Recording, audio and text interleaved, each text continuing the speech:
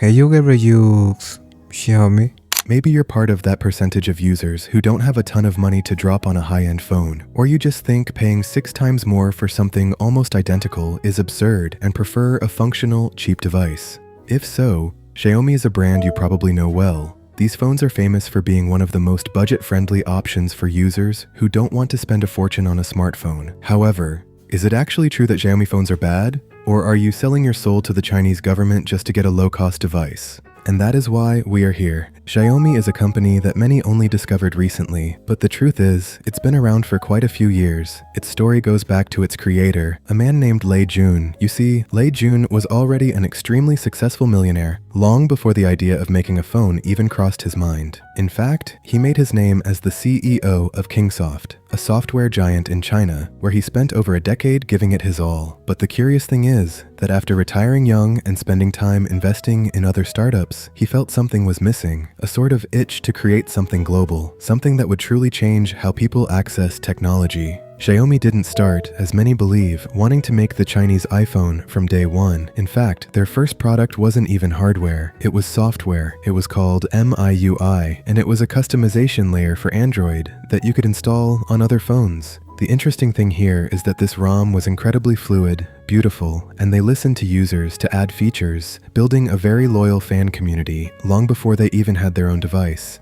So, when Lei Jun and his 7 co-founders decided it was time to take the leap and launch their first phone, the Mi One, in 2011, they already had an army of followers anxious to see what these people could do with total control over the hardware. And this is where it gets really interesting. The key to Xiaomi's brutal success wasn't just making good phones, but how on earth they managed to sell you a device with high-end specs at half the price of a Samsung or an iPhone at the time. No, there was no black magic or weird tricks. It was pure business strategy. They decided, very consciously, that they weren't going to make money selling the phone itself. In fact, they self-imposed a profit margin on hardware that would not exceed 5%, which is insane compared to other brands. Their true goldmine was in internet services, advertising within MIUI, and above all, creating an entire ecosystem of home products that made you want to buy more and more from the brand. But of course, selling phones almost at cost has a limit if you want to be a true giant. Xiaomi understood very quickly that they couldn't just stay in people's pockets. They had to enter their homes, and boy, did they.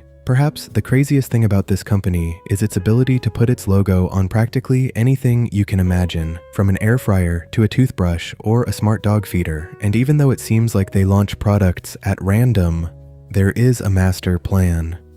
To create an ecosystem where everything is connected by the same app. Once you enter their world, it's almost impossible to leave because everything works better if it's Xiaomi.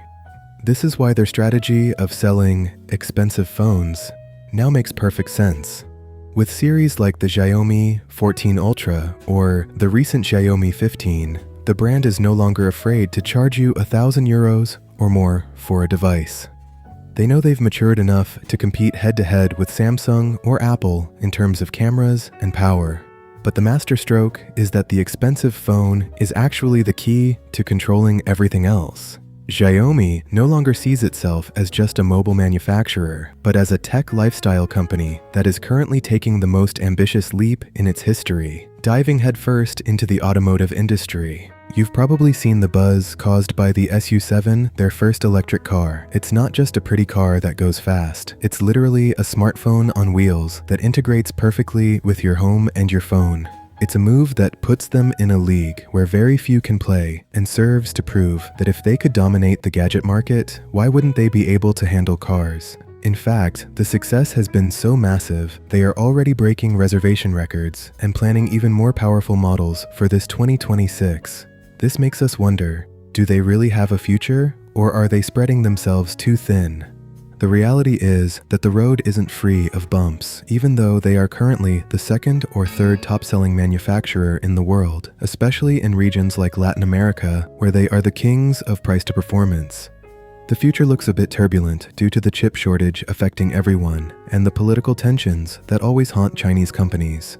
But honestly, even if we are giving our data to the Chinese, let's be real, every app does that just by existing. So, if you can at least get a good phone at a low cost in exchange, well, take advantage of the glitch. Also, I think the whole ads in the UI topic is a bit exaggerated. I have a Redmi 15 and so far I have zero complaints. With a few settings and by simply not using or deleting the bloatware apps to replace them with cleaner ones, you practically eliminate the whole ad issue for the most part. But I guess Xiaomi's business relies exactly on those people who are too lazy to do that and just use the phone as it came out of the box. Currently, Xiaomi is betting billions on developing its own processors and its own AI to avoid depending on anyone. If they manage to keep that essence of being the friend who recommends good and pretty tech while conquering the roads, it's very likely that Xiaomi won't just have a future, it will end up being the brand that defines several countries in the next decade, even more than iPhone.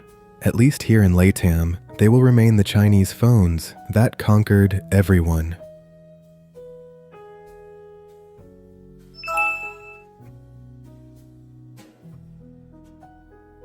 So, have you ever used Xiaomi? I like